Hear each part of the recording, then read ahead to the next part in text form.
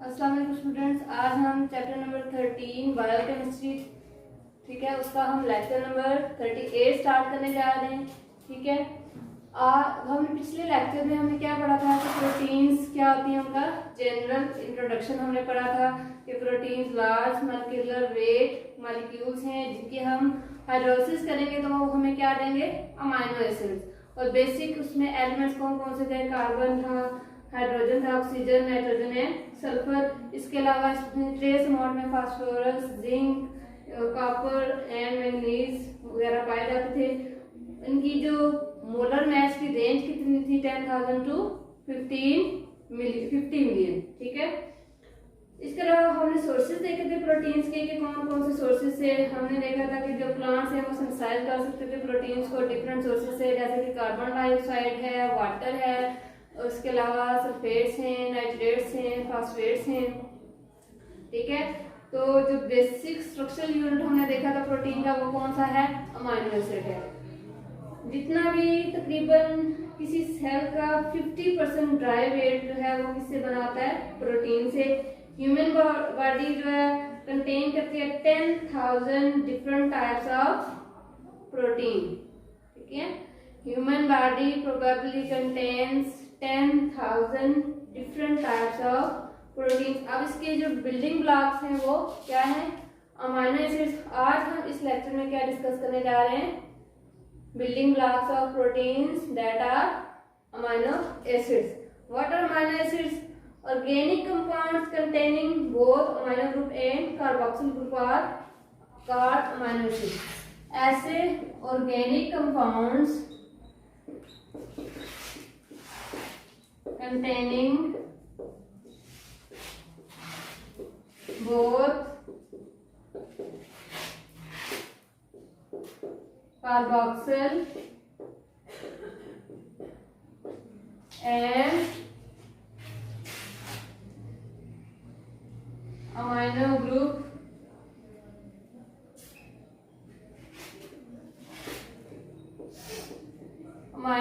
are called amino acids।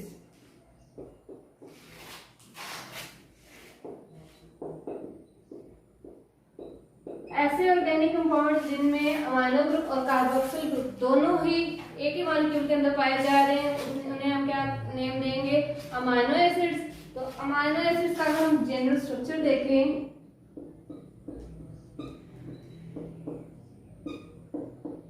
General formula है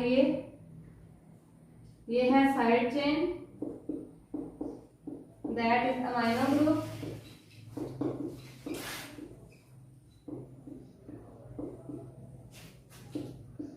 side chain में कोई भी ग्रुप आके अटैच हो सकता है। ठीक है, तो ये है अल्फा कार्बन, ये है कार्बोक्सिलिक ग्रुप।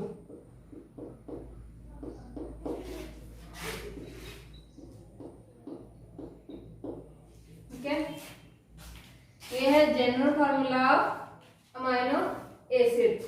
जो कार्बन एटम अटैच होता है कार्बोक्सिलिक ग्रुप के साथ उसे हम क्या नाम देते हैं, अल्फा कार्बन। मजीद आगे जो कार्बन अटैच होते जाएंगे साइड चेन में उन्हें हम beta carbon, gamma carbon and so on different जो है कार्बन आके अटैच हो सकते हैं।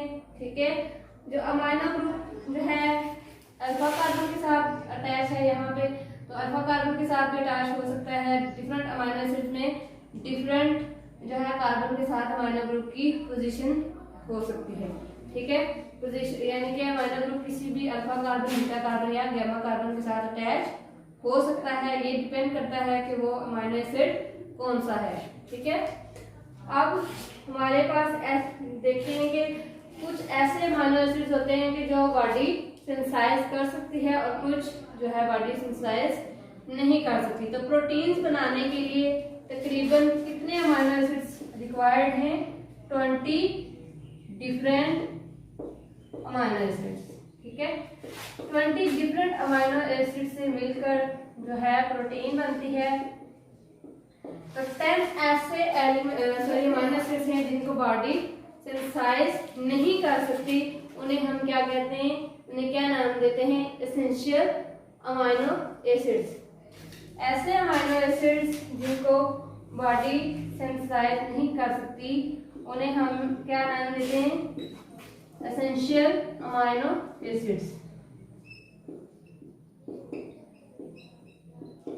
ठीक है, तो वो ऐसे अमाइनो एसिड्स को हम एसेंशियल अमाइनो एसिड्स का नाम दे रहे हैं। ठीक है, तो वो कहाँ से हासिल होते होंगे बॉडी को? तो ऐसे अमाइनो एसिड्स जो बॉडी खुद तैयार नहीं कर सकती वो अपनी क्या करता है कि इंसान किससे ऑब्टेन करेगा? अपनी डाइट से।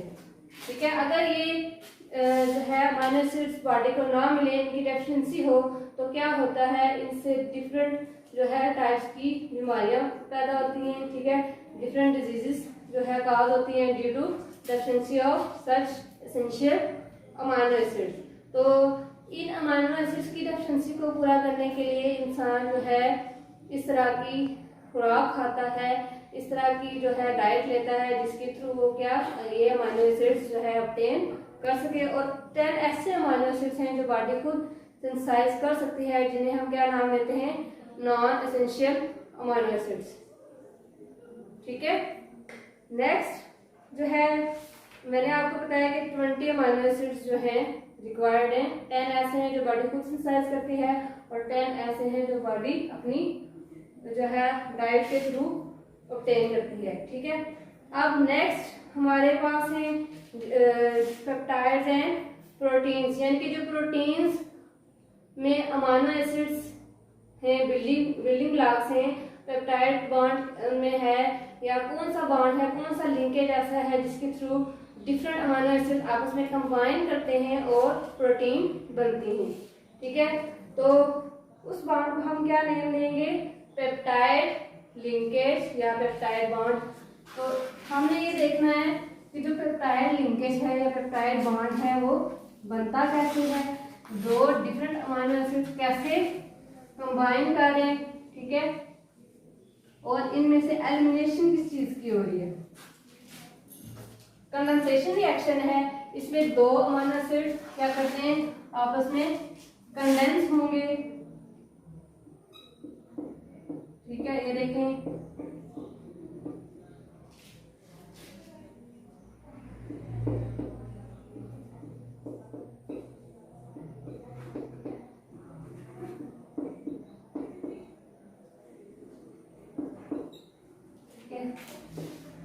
नेक्स्ट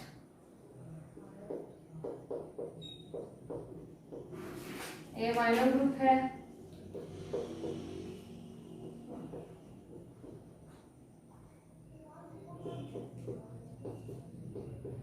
तो ये देखिए कार्बोक्सिलिक ग्रुप का OH और अमाइनो ग्रुप का हाइड्रोजन, ये क्या होंगे? एलिमिनेट होंगे और बॉन्डिंग जो होगी वो कैसे होगी? देखें NH2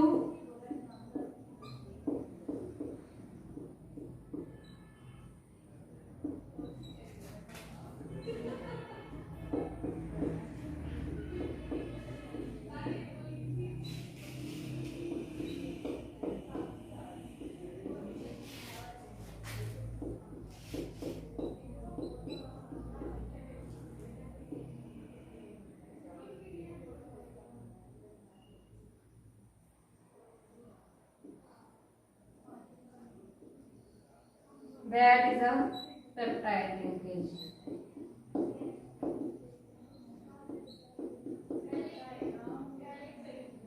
और amino acid different amino acids हैं जब वो आपस में कंबाइन करते हैं तो यही लिंकेज होता है पेप्टाइड लिंकेज, और इस तरह से एक चेन बनती जाती है और एक पॉलीपेप्टाइड बन जाता है। अब पॉलीपेप्टाइड और प्रोटीन में डिफरेंस क्या है? ठीक है, तो जब large number of amino acids join होते हैं by the peptide bond, the polymer which is produce is called polypeptide. ऐसा मॉलिक्यूल जो कि प्रोड्यूस होता है by the condensation of large number of amino acids to form a polypeptide is called protein. यानी कि large number of amino acids या polypeptides आपस में मिलेंगे जिनका मोलर मैसेज जो है वो बहुत हाई होंगे, तो वो उनसे क्या बनेगी? प्रोटीन। अब डिफरेंस देखना है हमने, इनका जो पॉलीपेप्टाइड है उसे ही हम क्या कहते हैं? प्रोटीन कहते हैं। अगर उसका मोलर मैस कितना हो ये हम देखेंगे डिफरेंस में, ठीक है। तो अगर डिफरेंस जो है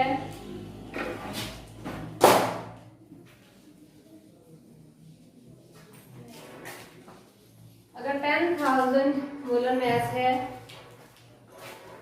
अप टू 10,000 मोलर मास है तो ये होगा पॉलीपेप्टाइड।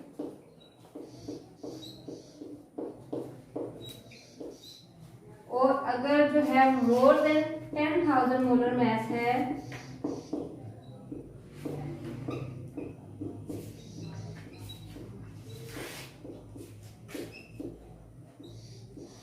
देन ये क्या होगी, प्रोटीन।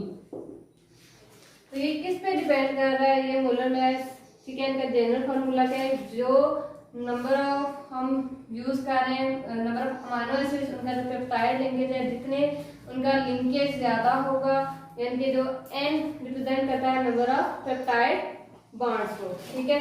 तो यहाँ पे देखें H2N जो जनरल इसका फार्मूला होगा पॉलीपेप्टाइड का, वो कैसे होगा, यहाँ पे देखिए कार्बोक्सिलिक ग्रुप को हम लिखेंगे। तो हम इसी को हमने पीछे देखा है कि कैसे पेप्टाइड लिंकेज हुआ था।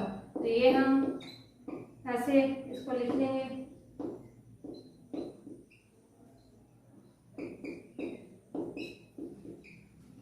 ये जो लिंकेज है, ठीक है, ये जो n रिप्रेजेंट कर रहा है कि कितने अमीनो एसिड्स जो है आपस में ज्वाइन कर सकते हैं, कितने नंबर ऑफ पेप्टाइड बॉन्ड्स हैं, ठीक है। अब ग्रेटर जितनी वैल्यू होगी n की, उतना ही मोलर मास पेप्टाइड का, पॉलीपेप्टाइड का ज्यादा होगा। और जिसका ऐसा पॉलीपेप्टाइड जिसका मोलर मास 10,000 से ग्रेटर है, उसे हम प्रोटीन का नाम देते हैं। और जिसका जो है तकरीबन 10,000 तक है, अप टू 10,000 मोलर मास है, उसे हम पॉलीपेप्टाइड का नाम देंगे। आगे आता है हमारे पास इम्पोर्टेंस ऑफ प्रोटीन के। प्रोटीन्स की इम्पोर्टेंस क्या है, जैसा कि हमने इसकी नेम से देखा था, प्रोटियोसिस मीनिंग प्राइम इम्पोर्टेंस के। जो प्रोटीन है इसके बगैर लाइफ इम्पॉसिबल है। प्रोटीन जो है जरूरी है हमारी लाइफ के लिए, उसको मेंटेन करने के लिए। तो ऐसे फीचर्स हैं जिनकी वजह से जो है प्रोटीन्स की इतनी इम्पोर्टेंट है। कौन कौन से होंगे, नंबर 1 ये देखेंगे, जो एंजाइम्स हैं वो भी क्या होते हैं, प्रोटीन्स हैं। एंजाइम्स के बारे में आपने पढ़ा है कि ये क्या है, बायोलॉजिकल कैटलिस्ट, जो कि किसी भी रिएक्शन को फास्ट करते हैं, उसकी जो स्पीड है उसको तेज करने के लिए यूज होते हैं विदाउट बीइंग यूज, ठीक है। तो life is not possible without protein. Haemoglobin जो है वो भी एक प्रोटीन है। आपको पता है हेमोग्लोबिन का क्या रोल है, वो ऑक्सीजन कैरियर है, ठीक है। ऑक्सीजन कैरियर है जो कि ब्लड में ऑक्सीजन को रेगुलेट करती है, ऑक्सीजन की कमी को होने से रोकती है, ठीक है।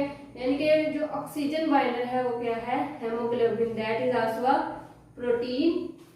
Protein hormones also carry out the regulatory functions. Hormones भी क्या होते हैं, प्रोटीन्स होते हैं, जैसे कि थायरॉक्सिन है, इंसुलिन है, ठीक है। ये क्या है, हार्मोन्स हैं, ये भी क्या है हमारे जिस्म में एक प्रोटीन्स हैं। जो वेल नोन प्रोटीन जेलेटिन है, इसको हम कैसे ऑब्टेन करेंगे, by heating bones, skin and tendon in water. It is use in bakery goods, ये बेकरी गुड्स में इस्तेमाल होती है। इसके अलावा जो कि सीन है वो भी एक प्रोटीन है जो कि बटन्स और बकल्स की मैन्युफैक्चर में इस्तेमाल होती है। इसके अलावा इसको हम पेपर की साइजिंग में भी इस्तेमाल कर सकते हैं, ठीक है। इसके अलावा जो टैनिंग ऑफ हाइड्स है, ये भी एक इंडस्ट्रियल प्रोसेस है। और इस प्रोसेस में प्रोटीन की हम प्रेसिपिटेशन करते हैं, किसके थ्रू करते हैं, थ्रू टैनिक एसिड, ठीक है। टैनिक एसिड यानी कि जो चमड़ा है उसको जो जानवर हैं उनकी खालों से हम जो डिफरेंट किस्म के प्रोडक्ट्स बनाते हैं वो किसके थ्रू बनाते हैं, ठीक है, वो जो है टैनिक एसिड को हम इस्तेमाल करते हैं। इसके अलावा प्रोटीन जो है प्रोटोप्लाज्म बनाने में भी बहुत अहम किरदार अदा करती हैं, जो कि लाइफ के लिए किसी भी जो जितने भी जानदार हैं उनकी लाइफ फॉर्म को मेंटेन करने के लिए जरूरी है। क्या चीज? प्रोटोप्लाज्म। ठीक है, और ये जो है प्रोटोप्लाज्म कौन बनाता है? प्रोटीन्स। न्यूक्लियर प्रोटीन्स जो है कॉम्प्लेक्स प्रोटीन है और ये हेरिडिटी कैरियर हैं from one generation to other. Protein जो है हम कहाँ कहाँ से ऑब्टेन कर सकते हैं? सोयाबीन से। ठीक है, और ये जो प्रोटीन्स सोयाबीन से ऑब्टेन होती हैं कहाँ इस्तेमाल होती हैं? प्लास्टिक्स की मैन्युफैक्चर में। ठीक है, आगे जो हमारे पास आते हैं एंजाइम्स, आपको पता है ये प्रोटीन्स हैं, जितने भी एंजाइम्स हैं प्रोटीन से मिलकर बने हैं। ये एंजाइम जो है ड्रग्स के तौर पर इस्तेमाल होते हैं। ये इनका काम क्या है? ये कंट्रोल करते हैं ब्लीडिंग को और ब्लड कैंसर को ये ट्रीट करने के लिए इस्तेमाल करते हैं। ठीक है, आई होप सो आपको जो है प्रोटीन्स और उनके जो बिल्डिंग ब्लॉक्स हैं, अमाइनो एसिड्स, उनकी स्ट्रक्चर, उनका जो इंट्रोडक्शन था, इसके अलावा जो उनके यूजेस हैं आपको समझ आ गई होगी और प्रोटीन्स की इम्पोर्टेंस के बारे में भी आपको समझ आ गई होगी। ठीक है स्टूडेंट, नेक्स्ट लेक्चर में हम जो है आगे इसका जो पार्ट है वो हम जो है पढ़ेंगे। ठीक है, और जो हमारे पास प्रोटीन्स के यूजेस हैं ये हमने पढ़े हैं। यहाँ से आपको इनकी इम्पोर्टेंस के बारे में समझ आ गई होगी। नेक्स्ट लेक्चर में हम जो है कमर्शियल यूजेस पढ़ेंगे एंजाइम्स के। ठीक है, और साथ प्रोटीन्स की डीनेचुरेशन कैसे होती है। ओके स्टूडेंट, अल्लाह हाफिज़।